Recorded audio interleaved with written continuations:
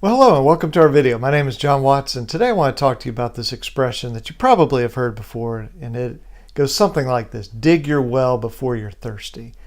And just in general, that means, if you want to take it literally, before you're thirsty for water, go ahead and dig a well so you have some water to drink. I want to think about that with credit reports, because there's a lot of times when people will say, I've looked at my credit reports, I have some errors, but I'm not going to use credit. I don't need it. So why fix it now? Or kind of taking a step back from that, they go, I'm not even going to look at my credit reports until I need it. Well, that can work out. I mean, when you finally do need credit, whether that's for a loan or a security clearance or whatever it might be, maybe everything will be great. But the problem is when you're trying to fix credit report errors when you're under a deadline. So when I was buying my first house, I got a phone call from the mortgage broker, and they answered the phone. He goes, "We got a problem with the credit report." It's like, no, we can't have a problem. I got boxes packed, and we're moving in like 10 days or something. And that was very stressful trying to fix that problem. And so you want to fix things when there's no time pressure on you. Now, the downside of that is without the time pressure, sometimes we say, I'll do that next week or next month, and then time just goes on and on and on. We don't fix it. But if we can overcome that temptation, then to go ahead and pull our credit reports, even if we're confident we don't need them, still pull them and then look at them. And if there's an error, it could be in the personal information. So your name, your address, your social, employment.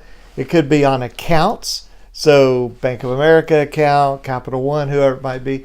Or it could be, the third section is public records. Is there a tax lien? Is there a bankruptcy? Is there a judgment? Are those accurate? And then the final area is one of inquiries. So somebody pulls our credit report. Well, did they have permission to pull it? Did they have what's called a permissible purpose? And we'll talk about that in other videos. But the point is just to go through step by step of your credit report. The personal information, the accounts, or what they sometimes call the trade lines, public records, and then the inquiries. And if you see a problem, then dispute it with the credit bureaus to get it fixed. Even though you don't need credit right now, even though you say, it's going to be 3 years before I buy my house. Great. Fix your credit report now. Because it's incredibly stressful when it's 3 weeks till you close on your house and your mortgage company is saying, we got a problem. Instead of being at this percent interest rate, we're going to have to bump you up to here because of your credit, or we're not going to be able to make the loan at all. So as they say, dig your well before you're thirsty. Take care of credit report issues when you don't need it. And look, if you're watching this video and you say, well, I desperately need my credit report fixed, we'll definitely take care of that.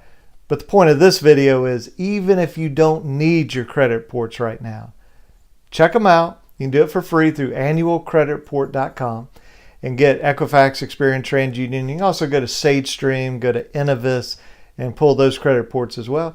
And then dispute anything that's incorrect.